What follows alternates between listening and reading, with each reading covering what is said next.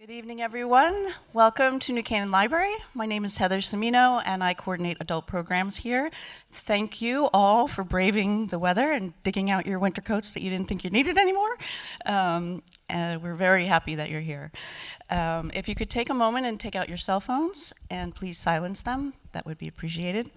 And note there are emergency exits on your right and left and right, yeah. So we have a very special evening tonight because we do not just have one best-selling author, we have two. So we have Allison Pataki and Deborah Goodrich Royce, and they're going to talk about their new books, It Girl and Best Boy, respectively.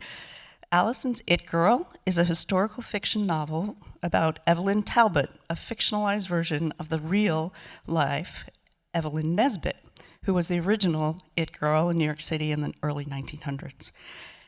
Deborah's Best Boy is a psychological thriller and about a former actress who carefully constructed life is threatened by a letter from a man she barely remembers from her past. And Best Boy was just released 2 weeks ago, so you guys are in the right place at the right time. Allison Pataki is the multiple New York Times best-selling author of 11 books of historical fiction, a memoir, as well as children's books. You may recognize her bestseller, The Magnificent Lives of Marjorie Post, as well as Finding Margaret Fuller.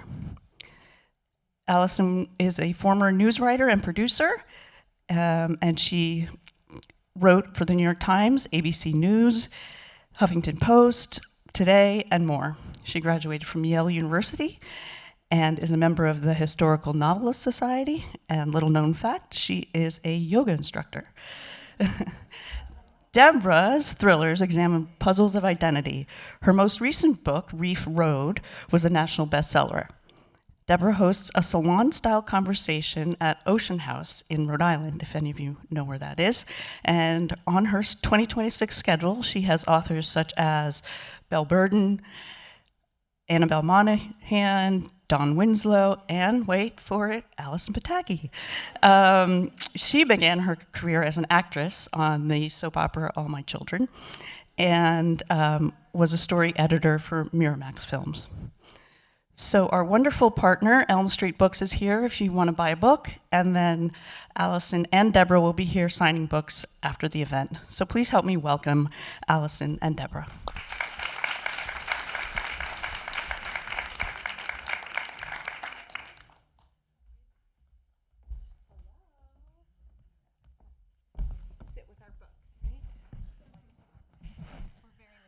They had to code the books for me because I don't know my right from my left. I'm actually not kidding. But we're both lefties, I noticed. Yes. I noticed that you signing. We're both southpaws. But the left-right thing is challenging. I can do north, south, any of it. Yeah, it's never going to happen. I think that ship has sailed. But I know that this is my book and that is your book. There are different forms of intelligence, right? Nobody can be gifted in all the ways. That's right. So we're going to tag team Yes. questions to each other. So I would like to start by asking you, tell some of the origin stories of It Girl. Yes. You might know a piece or two of this story. I might. Well, thank you so much for coming out, and thank you to the beautiful New Canaan Library. I don't know if I've ever seen such a stunning library. It's gorgeous. I couldn't believe it when I pulled up that I was in the right place. I think that says very good things about a town when the most beautiful building they have is their library. I like that. And thank you to Elm Street Books.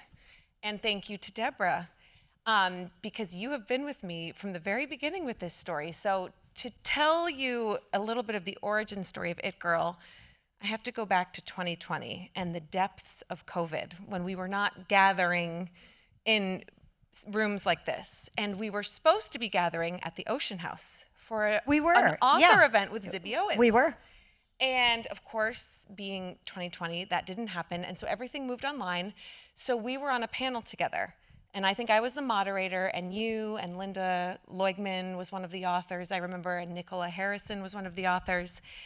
And Deborah is doing the Zoom from home, and she says, you know, all of you women on this panel write historical fiction about these strong, forgotten women from history. She turns her computer screen and she says, one of you ought to write about this woman. And she shows us an original oil painting by Beckwith of Evelyn Nesbit at about the age of 16. And it was a very, very big deal painting at the time when it happened because it was a bit scandalous. And Evelyn was the artist's muse and the model in New York City that every painter wanted to work with, that every girl wanted to look like and be like, and every man wanted to be with. And she was like the first version of Marilyn Monroe, the first self-made pop culture female icon. And it's 2020, and I'm researching her because I'm writing about her at the time. And Deborah says this to the panel, and I almost like sunk into the floor. And I was like, nobody take Evelyn. And then also I'm thinking, well, what if Deborah wants to? Deborah has her in her home. Like, Deborah just gets first dibs. You get to write about her if you want to. So I called you as soon as the panel was over. And I was like, are you writing about Evelyn? And you were like, no, I haven't. That hasn't been, the way that has gripped me. And I remember you said, if I wrote something about that time period, it would be a different way in that you were sort of toying with. I have to say what an extraordinary call that was. What an extraordinarily gracious call it was. I mean, you think about, so I was an actress, 1,000 years ago. And back in that world, it's very much a zero-sum game. I'm going to get the part, or you're going to get the part. We're not both going to get the part. But just this community of authors, Yes. and chief among them you, to give a call like that, to kind of seed a little bit the territory and ask if I have any intentions to write about her. I was really blown away. Oh, well, thank you. I'm blown away by you every time I interact with you. But that was that was 2020. And I was really sort of flirting with the idea of her. And then at that point, I jumped full in. But Evelyn Nesbit was the iconic it girl of a century ago. During the Teddy Roosevelt administration, when everything in New York was new, and there was electricity, and there was Broadway, and there was the motor car, and there was the subway, and there was photography. And all of this was percolating and changing, and the Gilded Age was sort of breaking open, and Mrs. Astor no longer had the lock on who was in and who was out based on her 400 friends that could fit in her ballroom. And this crop of self-made, young, beautiful, charismatic, independent young women were rising up to sort of dictate society as pace setters. And Evelyn was the it girl of the time until she gets pulled into what was known as the crime of the century. And I'll leave it at that for now. But I just was fascinated by her story and so taken with her and so thankful that nobody on that Zoom call jumped on it. I called every woman on that call after to just make sure, because, we don't want to write something like at the same exact time that another author I love. I would just, if she's writing it, I'll read her book. So, well, although I am going to say, from the years I was an editor, there is a collective unconscious. There is. When I was at Miramax in the Jane Austen flurry of the 90s, and I mean, eventually, of course, one can be following another person. But at the beginning, it really was just all these Jane Austen adaptations that came through all at once. Yeah, there's a zeitgeist. Yeah, there's something in the totally. ether. Yes, so speaking of it girls, you are an it girl. You are a recovering or former Hollywood actress and story writer, and you've written Best Boy about a former it girl who has made a different way with her life until her past comes back to haunt her. So can you tell us about Best Boy and the origin story? So the origin story of Best Boy, it's really about a woman, not about a boy, although about 3 years ago, I got an email from a man who said, "Hey, remember me? I was your best boy on Survival Game." And a best boy is a real job on a movie set. It's like the number 2 electrician. And Survival Game was this fairly schlocky movie I did with Mike Norris, who was the son of Chuck Norris, if you remember him, action-adventure star. Why I was in an action-adventure movie is a completely different story. But that's another novel. So I didn't remember this guy. And he continued. He said, "Do you remember that Thanksgiving dinner we had together? You were the only actress on the set that nobody visited." And now I'm thinking, well, that's sort of a dreary little detail to remember about me when I don't remember that about me. And on he went to say, do you remember the time we ran into each other at the Cannes Film Festival? You were holding a baby, and I wondered for a moment if the child was mine. So now I'm on the floor. Wow. And I got to thinking, well, wait, he did cap it off finally by saying, but I knew that wouldn't have been possible, to great relief on my part. But I am intrigued by the concept of memory. To keep it in the film metaphors, there's a famous Japanese film from 1950 called Rashomon. Any film buffs, you may have seen it. And in it, it's an Akira Kurosawa film. In it, a rape occurs in the forest. There are 3 eyewitnesses, and by the time they go to trial, they've seen completely different things.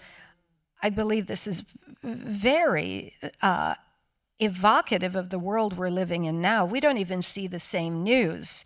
You know, we're like children. We're having parallel play. We have parallel experiences of reality.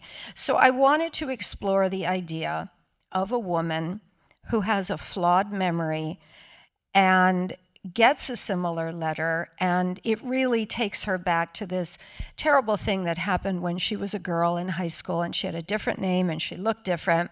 And Halloween night, she drinks too much and wakes up on the ground in a parking lot, and she's been assaulted and has no memory of it. And this letter comes many years later, and you start to toggle back and forth to piece together what happened in her life. Can I just ask one question based on the beginning of what you said? Why is the number 2 electrical assistant on the set called the best boy? See, I don't know that. Seems like stolen I think valor. we have to ask AI about that. So now it's my turn to ask you a question.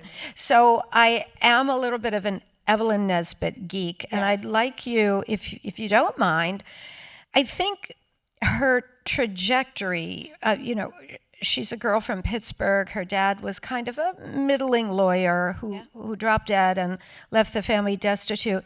Talk about what took her from Pittsburgh to Philadelphia to New York, very young. Yes.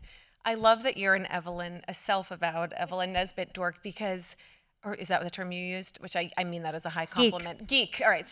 Dork and geek are both compliments in my opinion.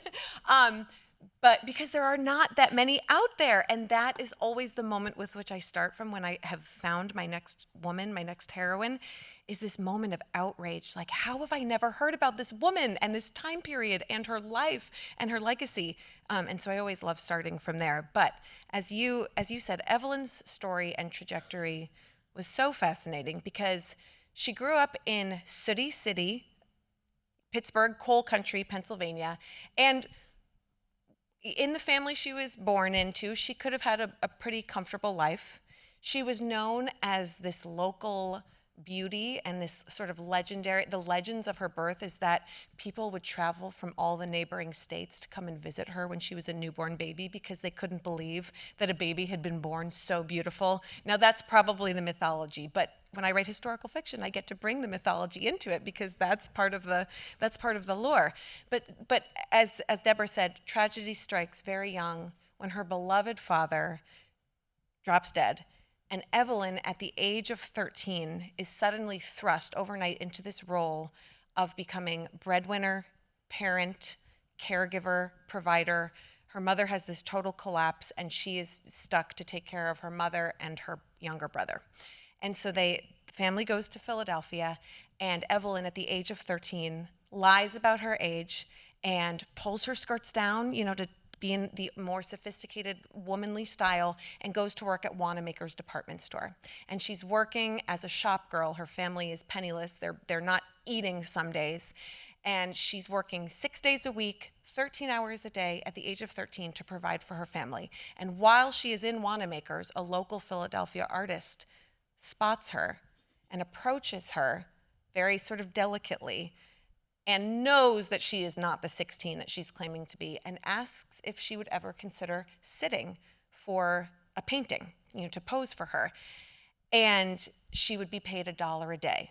And for Evelyn, this means the difference for her family of eating or not that day. And so Evelyn begins to work as an artist's model at the age of 13 in Philadelphia. And it's not long till other artists find her and begin to circle her.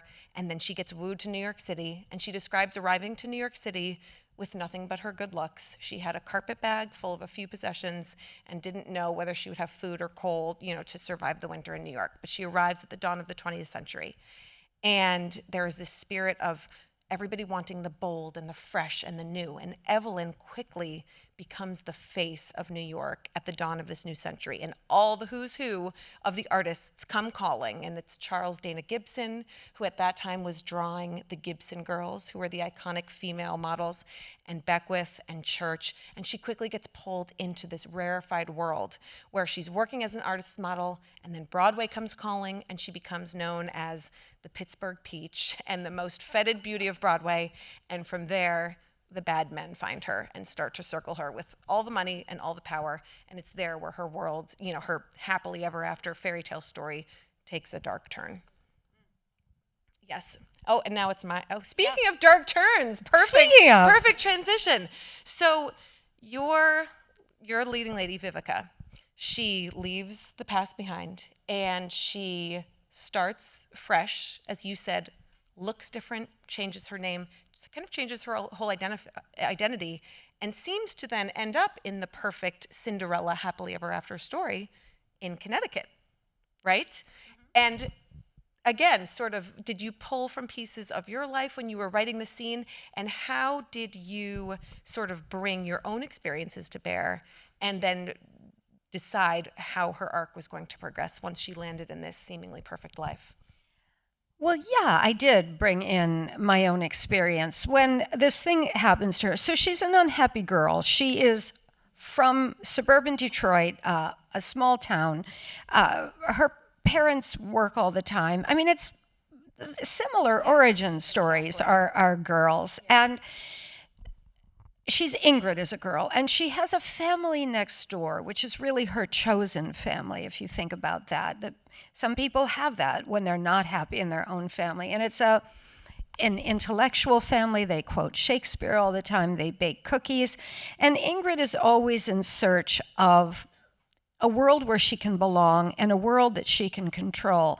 When she's little, she falls in love with an exhibit at the Detroit Historical Museum, and it's called The Streets of Old Detroit. And it's in the basement, and it's really set at the time period that Evelyn Nesbit would have been alive. And it's a beautiful cobblestone street setting with shops that you can go into. After that, she starts creating shadow boxes. She's a girl who wants to make the world she lives in, because the one she lives in is not very happy. When this thing happens to her and she's injured, her nose is broken and her vocal cords are damaged, so her voice is never the same. Pretty soon her face is not the same. It becomes this inflection point where she decides to just leave, to go and reinvent herself. And the only place she can really think of is Hollywood, that factory of dreams, where she does have a nice run as an actress once she gets her head on her shoulders a little bit, because she's a lost girl very much. And then her next pivot point is something happens in Los Angeles, which I can't really say, and it's a little bit of the past coming to catch up with her. And she agrees to go with her husband to Greenwich, Connecticut. And my dear husband, if any of you know him, I write real places. I've written Watch Hill, I've written Palm Beach, I've written Greenwich. And he always says to me, jokingly, but not so jokingly, well, now we're going to get kicked out of Greenwich. But yeah, I do use real pieces and parts. One of the things I want to talk to you about with Evelyn is her mother. It is a troubling mother. They are desperate. Of course they are desperate. But her mother makes certain decisions to turn a blind eye. Would you speak a little bit about that? Yeah. So It's funny because on our Zoom in 2020, I remember a comparison that you made was that Evelyn was like the Kim Kardashian of her day. And I think I see her as more of like a Marilyn Monroe figure, but a real parallel is with the momager, the mom who is sort of, it's this line between supporting your daughter in what she wants, or is the mother exploiting the daughter for her own kind of gravy train? And there's this really complicated parentified role into which the child is thrust at this very young age. And so Evelyn, I think, recognizes very young that she's going to be the stronger of the two, and she is going to have to protect and provide for all of them, take care of the little brother. And so suddenly certain choices are kind of thrust upon her, and she has a lot less agency or choice in the situation because of that. And what was interesting for me is I've written a lot about women who were living an ordinary life until they were thrust into this extraordinary moment. Marjorie Post, Margaret Fuller, Empress Sisi, Peggy Shippen, certainly Evelyn is the case.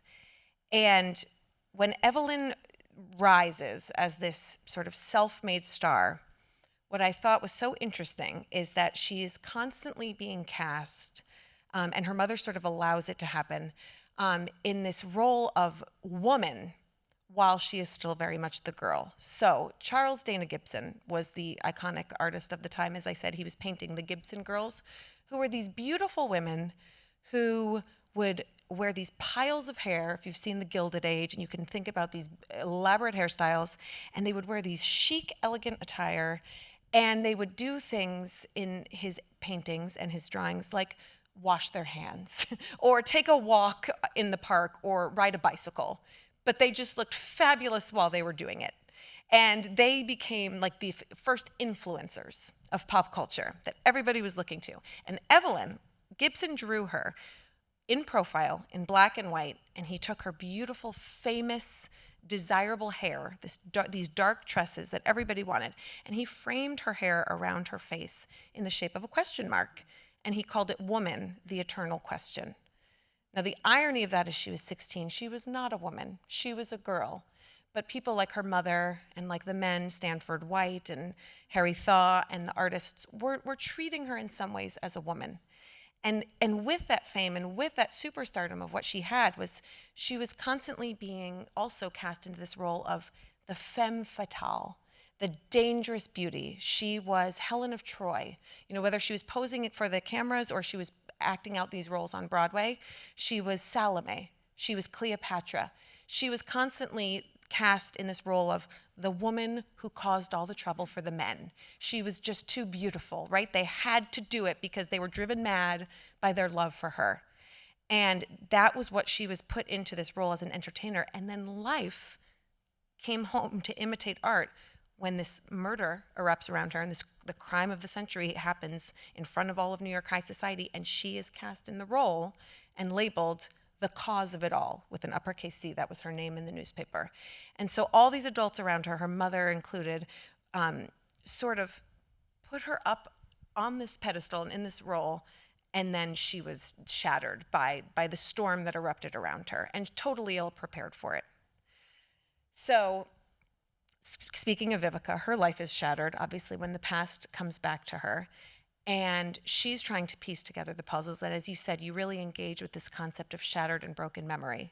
But as she's putting it together, you have been nicknamed, or you've been dubbed, the queen of the plot twist, right? So she's as shocked as the reader is. Can you speak a little bit to that? So, yeah, the thing with plot, I'm a huge Hitchcock fan. My references are almost always cinematic, although I'm a big reader as well. I think I write my thrillers as you read them. They're very non-linear in that we're really dealing with 3 time periods: the 1990s, the early 2000s, and 2018. But maybe it's because I was on a soap opera and they always have cliffhangers in a soap opera.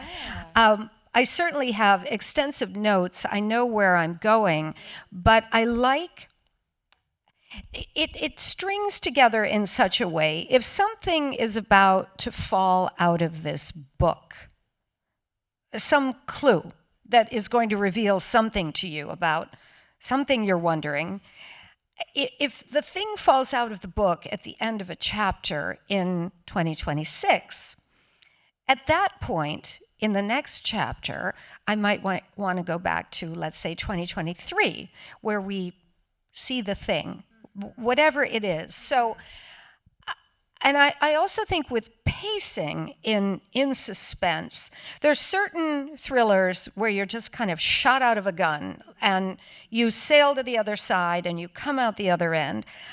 I like to start with a bang, but then I like to pull it back. I like more the pacing of a roller coaster. I like the character development. I like all the details.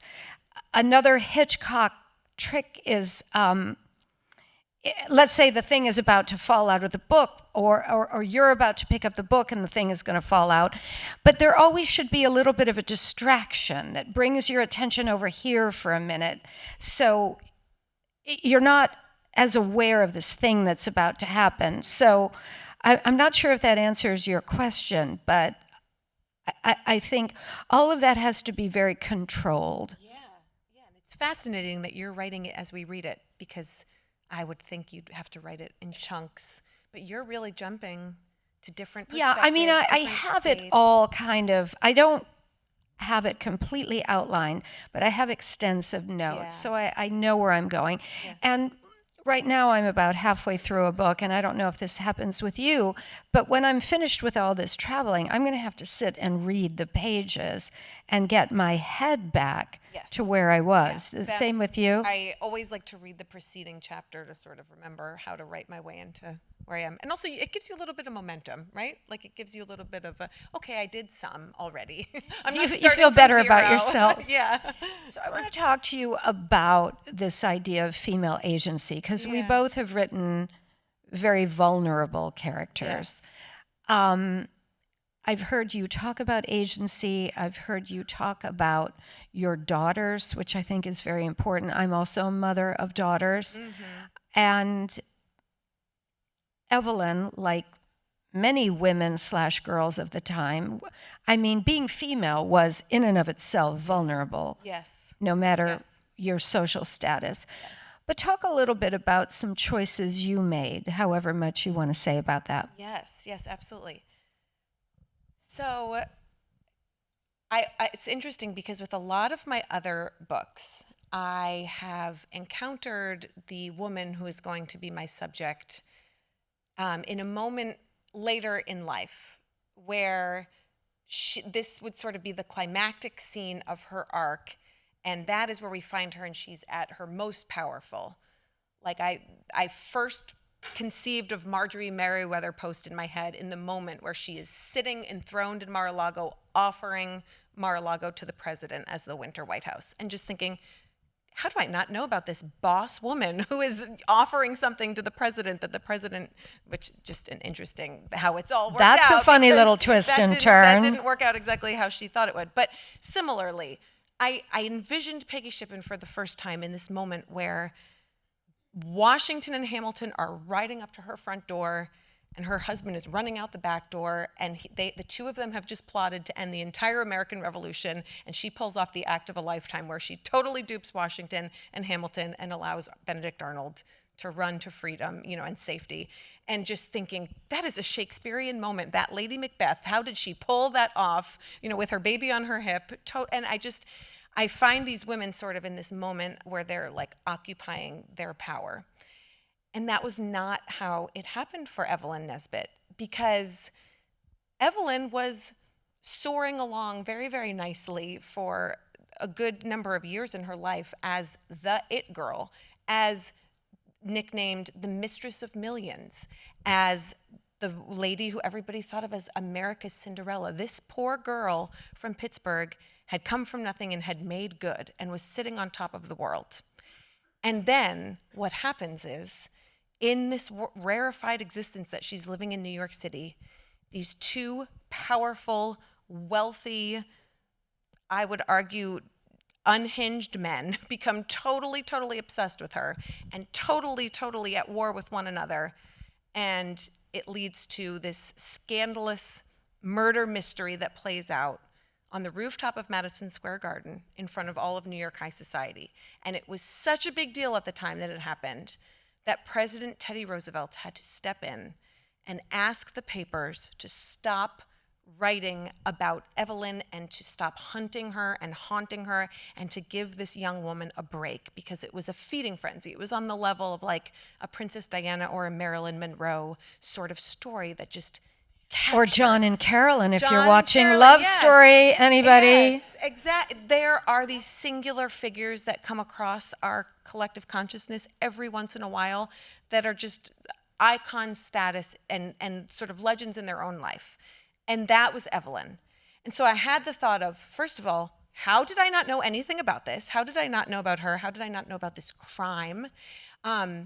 Me having grown up like loving the images of the Gibson girls and having loved the history of the Roosevelt administration and having felt like I was somewhat familiar with her time period and her era. And yet I had never known this really fascinating morsel of it all.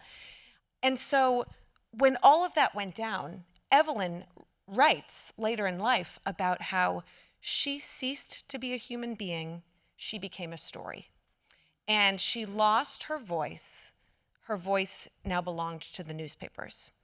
And she wrote about how she wanted nothing more than to flee and escape, and the words she used were bury herself forever. She just wanted no part of this war between these two men and the problems they had solved and the public fury that was encircling her.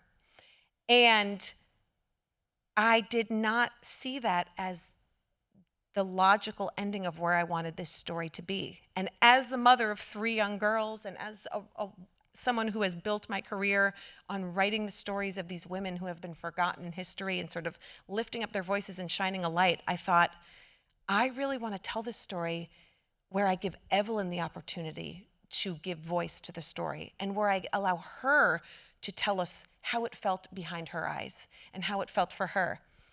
And that's when I was sort of just thinking 6 years, 2020, I just had this thought where I was like, I write fiction. I don't write biography. I write novels, and I have the opportunity to lean into this desire of this character where I can play a little bit and I can allow her to tell the story as she saw it and as she wanted it.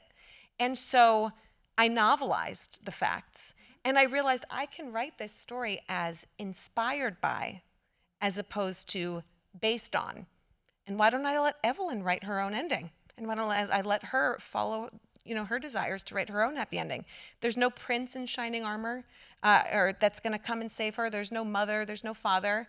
I'm going to allow her to really follow this story out the way she wants it to. And so it was a totally different experience for me as a writer. I think the thing with fiction, Alice McDermott, who's an extraordinary writer, she wrote a book called What About the Baby, which has to do with, it's like, was it Chekhov who said, if you've got a gun in the first act, it's really got to go off by the third. Well, What About the Baby has to do with if there's a baby carriage in the book.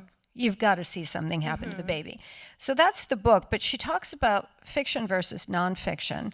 And in nonfiction, you're really compelled to include all the facts. Yes. All of the facts. But in fiction, because what you are writing is the limits are non-existent. It really can go as far as you want. It is your job to narrow it down. And I write fiction because I want to get to certain emotional character truths, irrespective of myriad facts. I wrote a book, Reef Road, that was I hate to use the word inspired by because it was so negative. My mother's best friend was murdered when she was 12, and it's an unsolved crime. And I didn't want to write that as nonfiction because I don't really want to get into the business of that particular family and all those details. I wanted to write about generational trauma. So I very much understand what you're saying and why you've made the choices you have. Yeah, there's a doctoral quote that says, I'm paraphrasing, but he says, the biographer or the historian will tell you what happened. The novelist will tell you how it felt. And that's what I think as historical fiction writers, what we are going for is we want to drive at the heart truth and the feeling, and we're drawn to a specific moment or a character because we are so taken by it. So we want to honor it and be credible. I don't want to write it and have the character on their iPhone. Like, I don't want it to be anachronistic, but I'm not writing biography.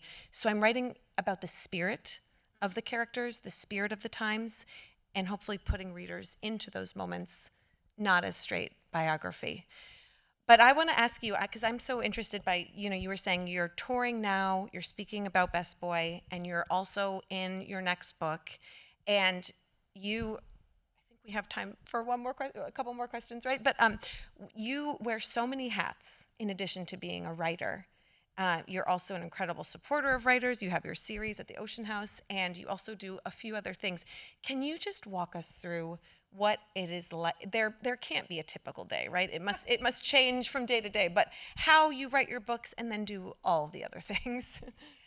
Well, I think in many ways, I have a few years on you, my dear girl. I'm more of a sequential person. I've done a tremendous amount in my life, but I really have not done it all at once. And it's so important to me to say that to younger women like you. I think we can suffer under the pressure of thinking we have to do everything all at once, and we do not. I'm looking at the beautiful young Marcy and Paige here. So ideas, I'll tell you, a typical day. I did an integrated media tour, which these are fabulous. You're in one studio for a half a day, and you're on television in Green Bay, Wisconsin. You're on radio in Tulsa, Oklahoma, and that's all great. And as I was leaving this studio, I had a pretty well fleshed out flash of an idea. So I was just writing it on my phone as I was going home in the car. I had a driver that day because it was in New York, and I was coming back to Fairfield County. And the idea was as follows. A woman gets up in the morning. She's young, she's beautiful, she's getting dressed in a very austere apartment. She has a perfect cup of coffee, she's doing her makeup, and she tries on all these jackets, a red jacket, a blue jacket, a green jacket, and she rummages through her closet to find a white jacket. She puts it on, she opens a safe, she puts something in her pocket and something in a small purse. You don't see what it is. She gets in a car with a driver, she goes to a news studio, in through the glass doors, up the elevator, finishes her makeup, goes into a setting like this, and the cameraman is very annoyed because she's wearing a white jacket. You have seen her deliberately choose this. He can't light this white jacket. He has to redo everything. Finally, it's time to go. She has that little purse next to her. She reaches into the little purse. She takes out a gun and she shoots herself in the temple, and everything goes over the white jacket.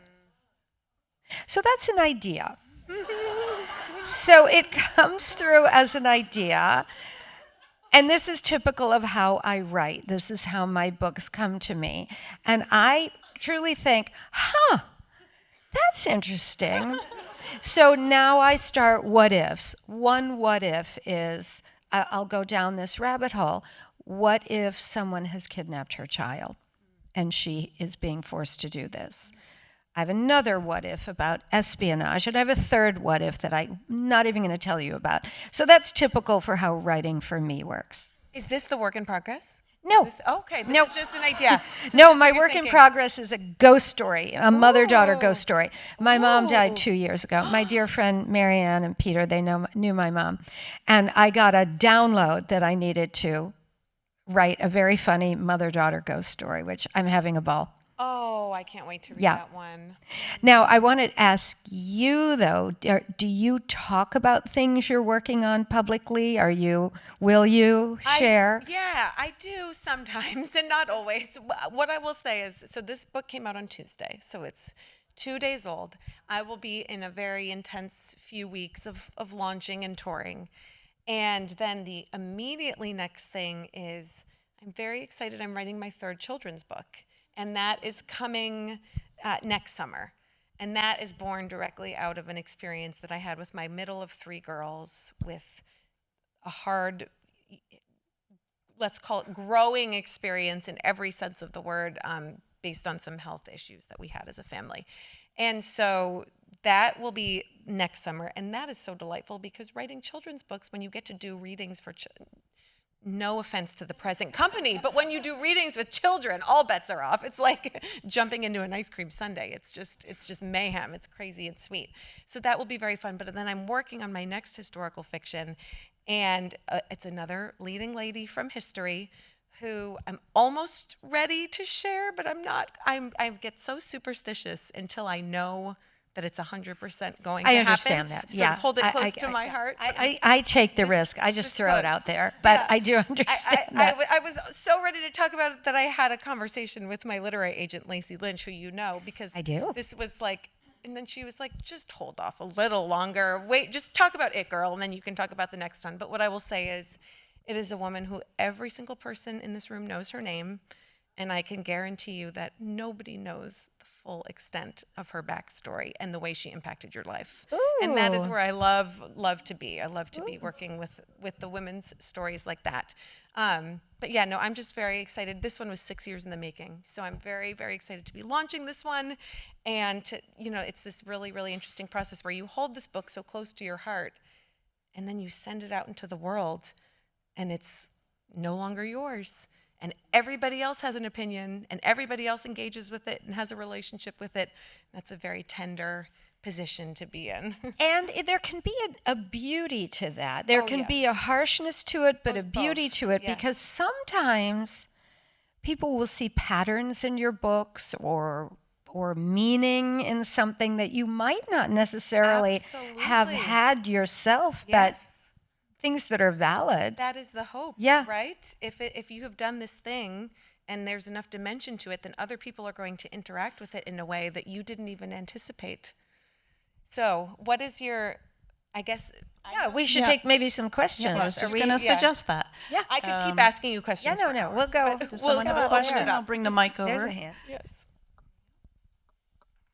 Did you see the movie The Girl in the Red Velvet Swing? Yes, I did. Starring Joan Collins, and did that inform you? And do you think that Harry K. Thaw got away with murder? Oh my goodness! He had plush. Great. That's two. He had a very two good, really good questions. Yeah. Okay. Okay. So, I did not see it specifically. That was a strategic decision, and here's why. When I'm researching a woman, I take in a straight diet of nonfiction and fact, and I do not want Joan Collins or any other imagined or fictionalized version of my leading lady to even be a possible ingredient with which I then work, because I want to make sure that whatever I'm putting down as my fictionalized character is coming from me and not from someone else's fictionalized version. So I said, once this book is out, I'm going to treat myself, I'm going to go to Ragtime on Broadway and see, because she is the girl, Evelyn is the girl in the swing. And I had tickets to go last weekend, and it was like snowpocalypse number 7 of the winter. And it was snowed out, and I was not able to make it. So I'm going in April. I'm going to see Ragtime, and I will see the girl in the Red Velvet Swing at this point. But I stick to straight nonfiction so that when she begins talking to me, I know that it's coming from up here. And did you read the page. American Eve? Yes. Yeah. Yes. So I will only read biography, and I read her memoirs. She had written 2 memoirs at 2 different points in her life, so with different hindsight and different perspective. That was fascinating, and that was so important for tone and her voice and her perspective. So the biographies were the key pieces rather than the fictional. And then the question of insanity is a very, very important one, because when Harry Thaw, the original Playboy, he coined the term Playboy. He was the millionaire heir of these Pittsburgh millions from railroads and coal. He was in love with Evelyn.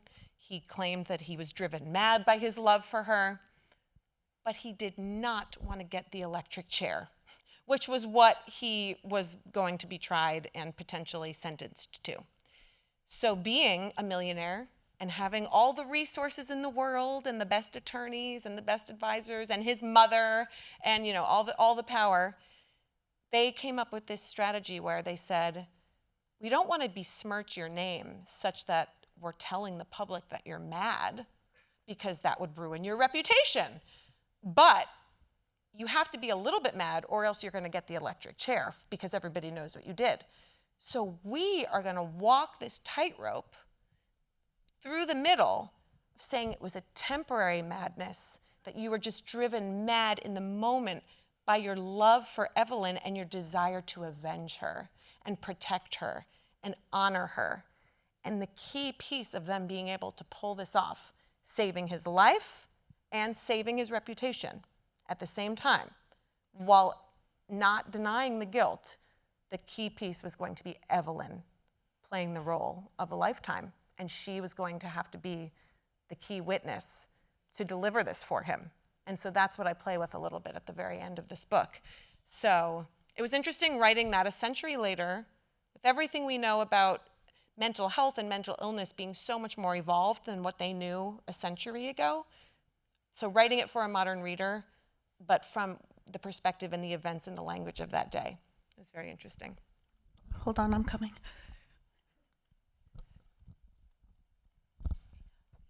Thank you. This is a question for both of you, and we promise to just keep it in this room. Oh, okay.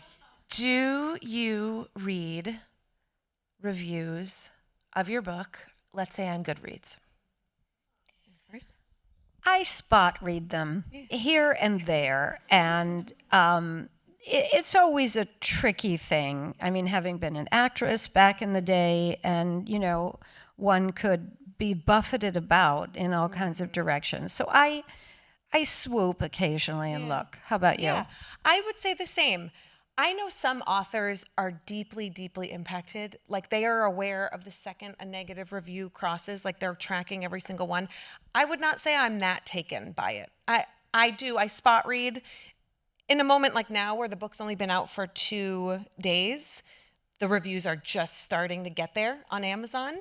And so it's a small enough number that I can look. And of course I like the ones that are really nice, but she's doing, she's doing very well on Amazon and on Goodreads, which is very heartening, because you never know how the readers are going to receive it. But I think I paid a lot more attention and sort of let it rise and fall, or let myself rise and fall a lot more earlier on. And this is my 11th book. And so I can't possibly keep up with all the reviews. And I've also come to realize that it is so subjective, and everyone is entitled to their opinions. And I'm not here to try and change anyone's opinion. This is, this is art, this is fiction. Hopefully people are having their totally unique experiences each time they read a book. I've read books that were like the mega runaway bestsellers of the year and been like, I didn't love it. And that's just my opinion. Everyone else in the world loved it, and that's great. So it's so subjective. But it is interesting when people tag you in their nasty negative reviews. Which is the weirdest thing in the world. That is like a different level of like sadism, which I don't really understand. I do have a funny story to tell. So we're all active on social media. You have to be as a writer. Yeah. And in the fall, I had my daughter's dog at my house, whose name is Radish, like the vegetable. And Radish came to the door with a dead rabbit in his mouth, and he was wagging, and his eyes were glowing. Now, this rabbit was stiff as a board. I have to be clear. I made this little video where I'm saying, Radish, where did you get that rabbit? You don't get to keep that rabbit. Anyway, I threw it up on Instagram. 650,000 people now. Have, if I could only do this with one of my books. I wish the dog had the book in his mouth. 650,000 people are involved. 15,000 people have reshared it. The conversation goes on. Most people are like, ha, dogs will be dogs. Some people are like, you are a sick human being. Of course, right? So there you go with reviews. Yes. Yeah. Check it out on Instagram, Radish and the Rabbit. Hi. So I'm in a book club with 6 other women, and both of these books are in the pipeline for our discussion group.